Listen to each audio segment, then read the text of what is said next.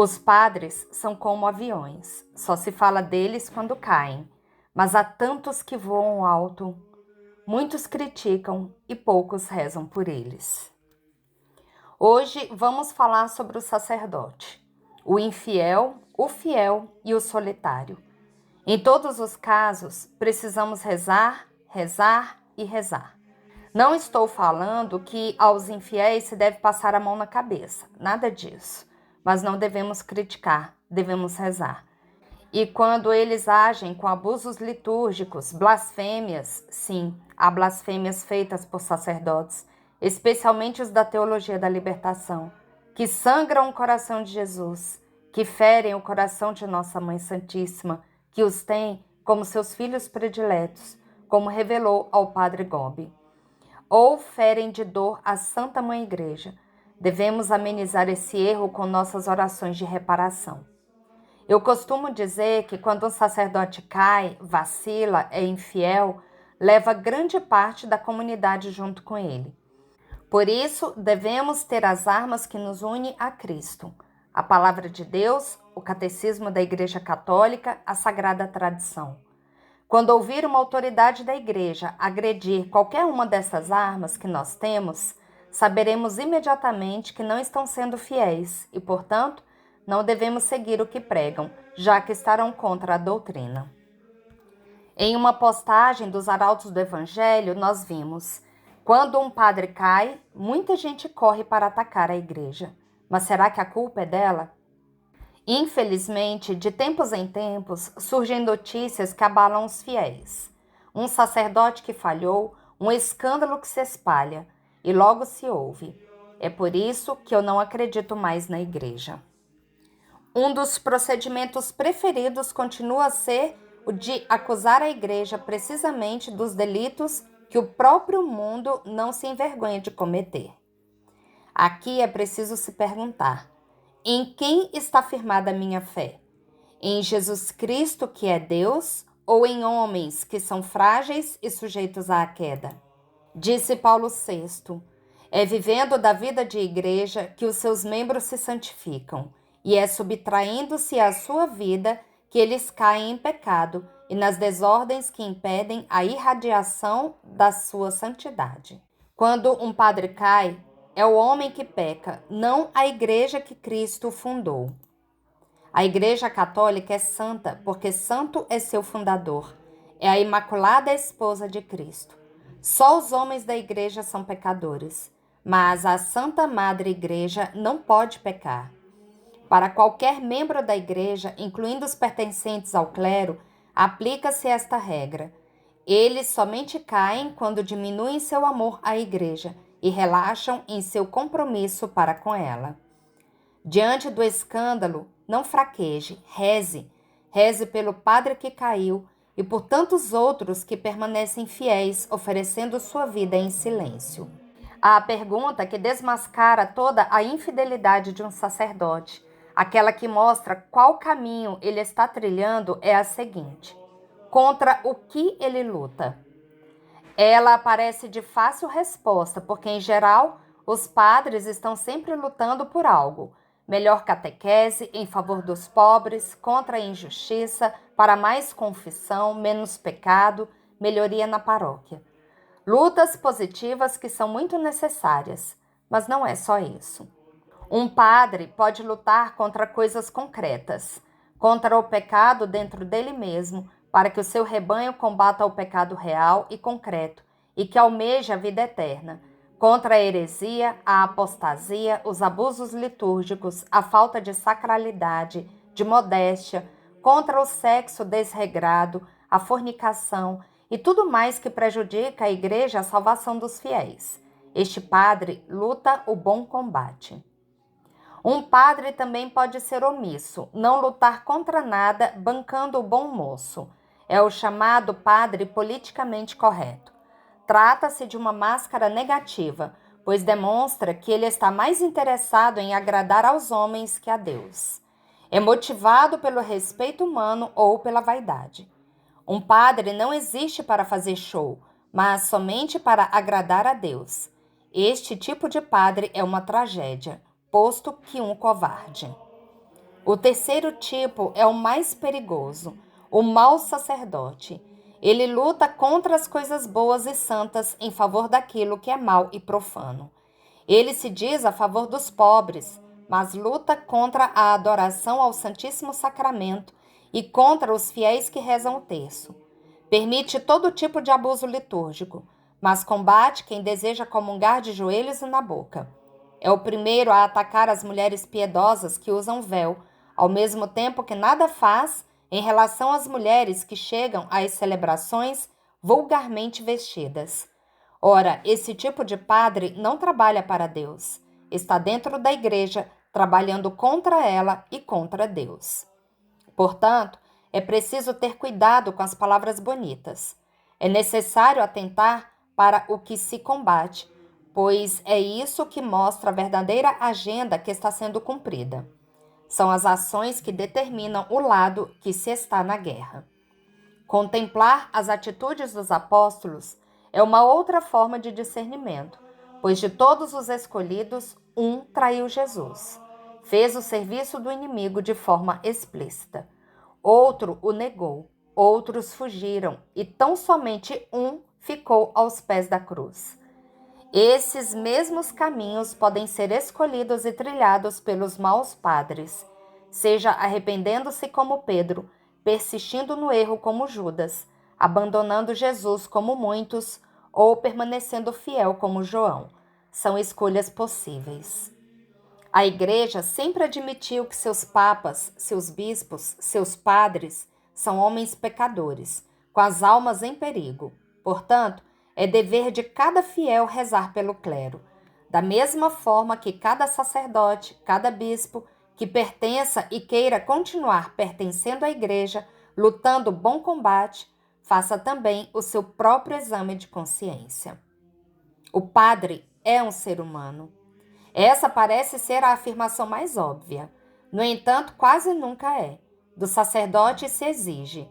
Todos exigem. A Igreja exige que tenha no padre um modelo muito elevado, alter Christus. Exigem as pessoas que querem o sacerdote à sua disposição 24 horas por dia. Exige o sacerdote de si mesmo para que seja fiel à sua vocação. No entanto, até mesmo o padre é um homem que pode se perder nos meandros de uma solidão espinhosa, devido à percepção de que, muitas vezes, se sente abandonado, desconsiderado, se não mesmo evitado. É pungente e amarga a solidão do padre que procura uma mão para apertar, mas que não está lá. Uma voz que lhe pergunte: "Como vai você?" E ele não a ouve, pois ninguém jamais lhe fará essa pergunta cordial. As pessoas precisam de um sacerdote, portanto, elas o procuram somente quando precisam dele. Uma missa a ser celebrada, um casamento a ser assistido, um batismo a ser organizado, em suma, a paróquia, da qual o padre é o posto de gasolina, o pronto-socorro, o psicólogo que não precisa ser pago. Diz o padre Cristiano Oliveira Souza, do mosteiro de Santa Cruz, de Fonte Avelana, na Itália. Quantos irmãos encontrei, quantos padres ouvi, quantas lágrimas enxuguei. Muitas vezes conheci o desejo de um co-irmão de parar e conversar comigo por um longo tempo para acumular cordialidade e solidariedade, para exorcizar dessa forma o medo da solidão. E quantas vezes eu mesmo me encontrei na mesma situação. Tudo bem que, por motivo de minha vocação, pois sou um monge, eu vivo em uma comunidade com outros irmãos. Mas no exercício do ministério, não apenas presbiteral, mas também como homem de referência espiritual. No serviço de escuta e acompanhamento, tenho encontrado irmãos padres que muitas vezes não conseguem pronunciar uma palavra sobre sua dor, mas somente querem ser acolhidos e abraçados. E percebo que minha função, na sala de atendimento do nosso mosteiro, é dizer ao padre: "Você pode ser homem e você tem o direito de ser humano." E continua o padre Cristiano: "É verdade que o padre é um homem solitário por causa de seu ministério. Porém, acredito que seja necessário não negar essa realidade, não diluí-la. É útil recomendar a preciosa ajuda que pode vir de uma vida comunitária, da amizade entre os padres, do vínculo sacramental com o presbitério. Desde que fique claro que a opção celibatária do padre católico de rito latino coloca o padre na condição de uma sofrida solidão que exacerba. Como em qualquer ser humano normal, a necessidade de uma interrelacionalidade que dilui a necessidade natural de afeto. São João Paulo II escreveu em Redemptor Hominis: o homem não pode viver sem amor. E o amado Papa Emérito Bento XVI, em Deus Caritas Est, traçou o itinerário do amor, de Eros a Ágape e Filia, que é uma obra-prima da antropologia cristã. Não foram poucas as vezes em que vi, devido a circunstâncias particulares, a solidão se tornar um teste corrosivo e destrutivo para a pessoa e o ministério do presbítero. É por isso que falo sobre isso, para que nosso povo conheça e, longe de se escandalizar, compreenda e esteja realmente próximo de seus padres. Poucas semanas atrás, enquanto nosso mosteiro hospedava um concerto de música clássica, vi que um padre jovem de uma paróquia distante estava entre o público. Terminada a apresentação, o padre veio saudar-me e eu o convidei para entrar e ficar um pouco, pois era uma noite de muito calor. Ficamos conversando por quase 2 horas no refeitório do nosso mosteiro e entendemos o motivo que o trouxe. Não era a música. Fiquei comovido quando este padre me falou com os olhos lacrimejando. Meus paroquianos não entendem o que é terminar o dia no qual eu me gastei por completo e chegar na minha casa e não encontrar uma luz acesa, não ouvir uma voz dizendo boa noite. Não há dúvida, a solidão existe. Ela existe para todos. Pessoalmente, acho que, do ponto de vista psicológico, a solidão daqueles que vivem em um casal ou em uma família é mais trágica do que aqueles que vivem sozinhos. Afinal de contas, a solidão é o resultado da condição humana. Contudo, para o padre, essa provação é, sem dúvida, mais vivida por vários motivos. Porque ele sabe que sua solidão deve durar tanto quanto uma vida humana. Humanamente falando, é uma solidão irreversível.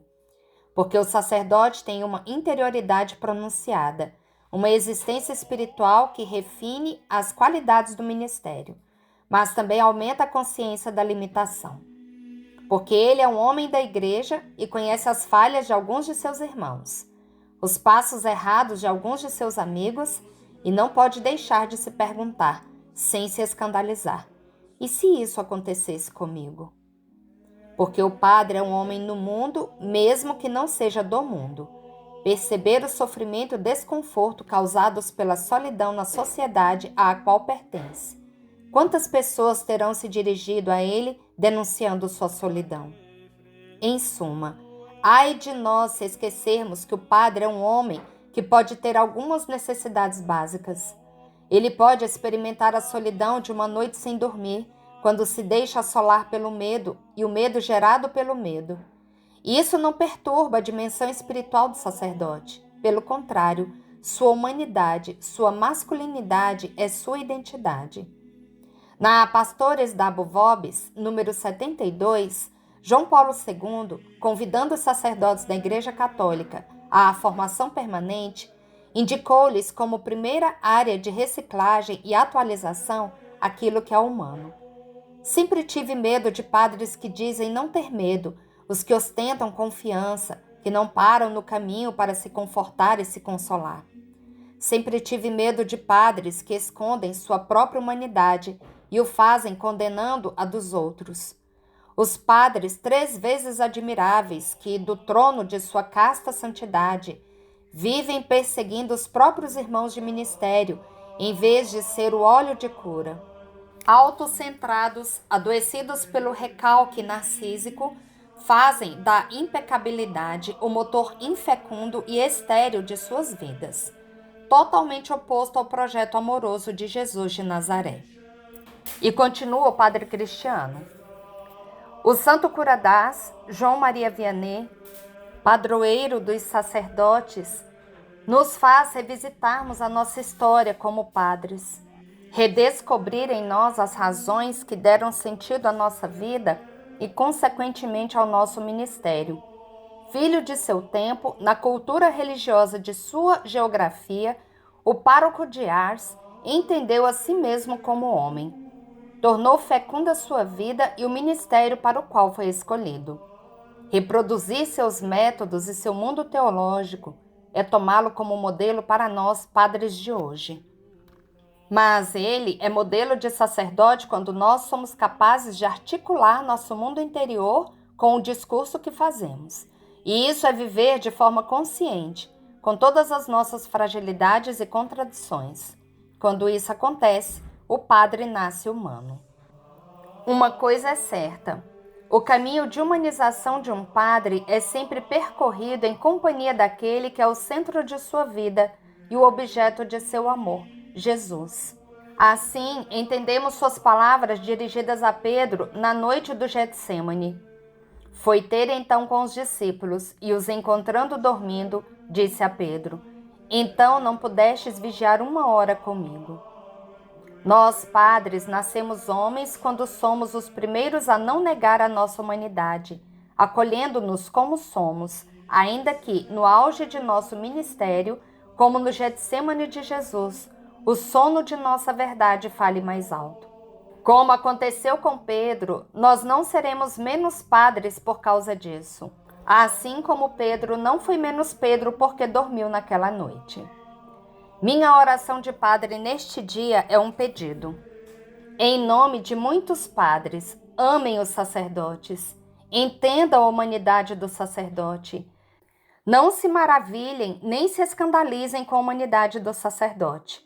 Peço em nome de todos os sacerdotes, até mesmo para perdoar a humanidade do seu pároco, do seu vigário, do padre de sua comunidade. E aqui encerra esse pequeno texto do padre Cristiano do Mosteiro da Itália. Para concluir, os escândalos ferem, confundem e fazem muitos vacilar na fé. O argumento mais forte contra a Igreja Católica sempre foi a vida dos maus católicos. Contudo, não nos pode surpreender que na Igreja de Cristo haja membros indignos. O próprio Jesus comparou sua igreja à rede que apanha maus e bons peixes, ao campo onde o joio cresce entre o trigo, à festa de casamento para a qual um dos convivas se apresenta sem a veste nupcial. Mas a igreja santa, una e imaculada não se abala, porque não foi edificada sobre a fragilidade dos homens, e sim sobre a firmeza de Cristo, o Deus que é fiel eternamente. Os ministros de Deus são chamados à santidade. Quando um deles erra, é motivo de dor, mas não de desesperança, pois a graça de Deus é mais forte que o pecado, e a santidade de Cristo permanece inabalável. Reze pelos sacerdotes, pelos que lutam com generosidade, pelos que vacilam e precisam de misericórdia, pelos que perseveram até o fim, fiéis ao chamado recebido no altar. E que Maria Santíssima, Mãe da Igreja e Rainha do Clero, os cubra com o seu manto sagrado, os fortaleça na pureza e na fidelidade, e os conduza um a um ao coração sacerdotal de Jesus. Fiquemos com essa certeza: a Igreja permanece, porque foi edificada sobre Pedro e sustentada pela santidade de Cristo, e as portas do inferno não prevalecerão contra ela. Oremos. Gostaria de deixar aqui um espaço para que você coloque o nome do seu sacerdote, para que rezemos por ele todos juntos.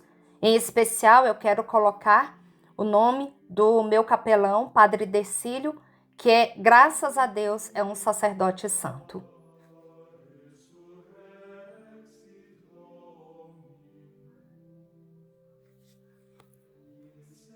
Nós te pedimos, Senhor Jesus, pelos nossos sacerdotes, para que sejam fiéis ao dom da vocação e ministério que receberam e vivam apaixonados por ti e pelo povo de Deus que lhes confiaste.